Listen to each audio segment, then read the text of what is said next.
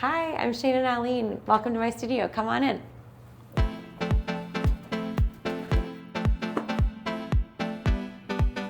Well, thank you so much for having me here. Absolutely. This has been so great to get to see your studio and see your work. And I would love to just start by you telling us a little bit about yourself and how you got here as an artist. Sure. It's been a very unexpected path. I'm originally from Texas and came out here to study clinical mental health a long time ago. And this was an unexpected journey that started about 2.5 years ago. So I'm self-taught and very much self-learning. I enjoyed art at a really young age. I won some silly awards, like that felt silly at the time. Right. But none of that computed as something that was important to me or a part of how I was made until I was in my 40s. So what was it that happened around that time that got you to really look more into that part of yourself? Yeah, so at the time, I had some time on Fridays kind of freed up with where my kids were in life. And so a friend of mine was doing a spiritual formation course. Okay. One of the exercises she did was looking at kind of your wild child before there was any wounding or any severe thing. And that can be big or small trauma. And then kind of who you become in order to protect yourself from feeling that again. And then kind of how you grow up and become like your parent self. Wow. And so in that process, I really was able to name that there was this part of me that I had ostracized that was this wild, vivacious, free-spirited artist. And I just heard in my spirit, I would say from God, at this moment, it was like, she is important.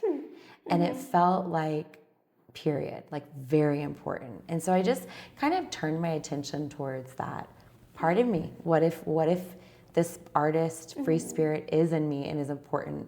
And what if I need to give her more attention? What does being an artist mean to you? Well, that's a really tricky question because it depends on what venue I'm in. I mean, it's really hard to say I'm an artist when I'm around people that have a bachelor's or a master's in art, because I am self-taught and I did come across this later in life. And so some of the techniques and the theories and all of those things I don't necessarily have. I don't have. So in those spaces, I am more reluctant, but I try to just hold my footing and say, you know what, like I'm evolving like anybody. Right. And at some point you have to say, I'm a CEO, even though you're learning, or I'm an artist, even though you're learning. You mentioned that kind of imposter syndrome feeling, and I think that can be so real in any industry. But the nice thing about art is that anybody can get into it from any background, and that's kind of the lovely thing about it.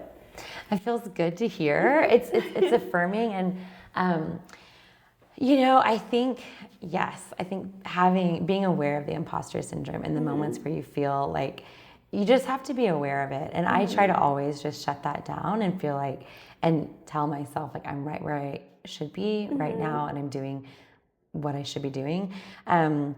Just last week, I was talking to a good friend who's a studied artist, and I was talking with this person saying like, what should I do to become a better artist? And she told me what it was like in art school.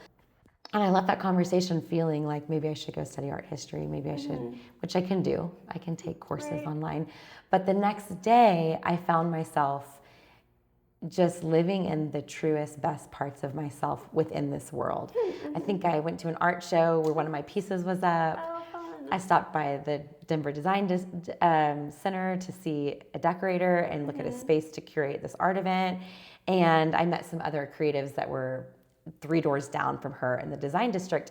And I thought, I don't know why I'm here, but I know I'm supposed to be doing this. And so I'm just going to keep going. Love to know or hear a little bit more about your creative process and where you find inspiration for your work. I find inspiration from really the moment I wake up, but when I go to bed, it can just be from noticing something on the street. I definitely, a lot of my work comes from things that I'm processing in life, whether it's around grief or joy. I mean, the whole gamut. But I do love processing raw human emotion on the canvas. And then some of my work is inspired by my own mental health journey and things that I've processed and gotten freed from along the way. So that must feel really cathartic to kind of get that out of your person onto a page or a canvas. It does. Yeah, just recently I was doing a painting on the floor, and later on I realized I was doing something that people did, like action painting. I think Pollock and did that, and after World War II started doing that and kind of saying art can be anything. But I realized I was doing this, cathartic painting, and the painting was called Healing Song.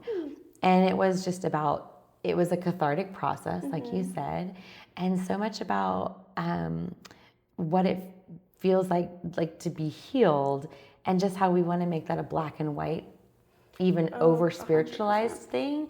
But healing can sometimes be just like taking one step in front, putting one foot in front of the other, and living your life with a surrendered posture. Yeah, can be like. And so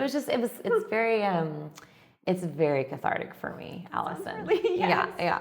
That is so nice. And it sounds like it's just like a good moment of introspection too, to be more present with yourself, which we all need a little more of these days. We do, yeah. When we first met, we had talked a little bit about the project that you're doing with Evergreen High School. And I think it's such an important topic to speak about. And I would love to talk a little bit more about that. Yeah, I'm excited about this. So Evergreen, the entire community is really healing from the recent shooting in the fall. And so the therapist that's on site invited me to come and just do kind of a workshop for staff and teachers that are trying to heal themselves and also help the community heal, especially the kids. And so in March, I get to go to their school and lead these teachers and staff personnel through a art kind of therapy event. And it's neat that we'll get to do that, because it was never my intention to do trauma work with art, but I think that it will help those teachers just kind of be in their bodies, feel what they're feeling, put it on paper or canvas. I think we're going to work on canvas, and get those emotions out without any sort of it has to be a certain way. And that kind of goes back to what you were saying too before, where your work is very cathartic for yourself. And so you could kind of understand how cathartic that can be for other people going through their own grief and trauma. And I think it's an amazing opportunity to be able to be a part of that and lead that for them. Thank you. I'm excited and feel really honored to be in that space with those men and women. So I'm proud of the community, and we live up in Evergreen, right. So it really touched home. Definitely. For my husband and I. Just a few minutes ago, we saw your husband come in here. Yes. And he seems like such a great supporter of your work, and I'm wondering how that has helped you in this journey. It's been crucial and very helpful. I would say he's been like my biggest fan from the very beginning. Amazing. And that takes shape in different ways. I mean, he always comes to my art shows. He's the biggest supporter, invites friends even. Wow. Very, very supportive. That's great. It's so important to have people in your life like that. Yeah, it is. What kind of projects are you currently working on? In August, September, and October, I get to have all of the walls in Cafe Terracotta, which is a really neat restaurant in downtown Littleton in an old house, and they always are showing art. And so I'm working on some pieces for that. And then I'm also really enjoying working on raw canvas rolled out on the floor. Oh, So, yes. but there's no like certain exhibit I'm working on. I just work as I feel led Right. on what feels like the next Right. piece.